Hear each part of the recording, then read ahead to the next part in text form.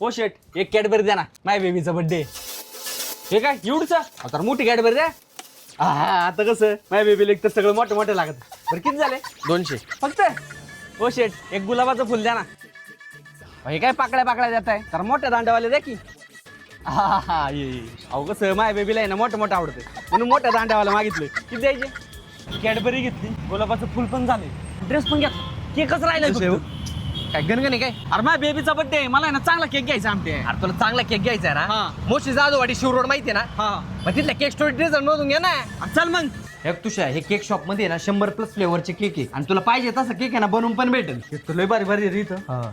ऐक ना माहिती आहे ना माझ्या बेबीला लय मोठं आवडत आहे. अरे मग इथं मोठे केक पण आहे ना. हा का कुठे हा, ते बघ.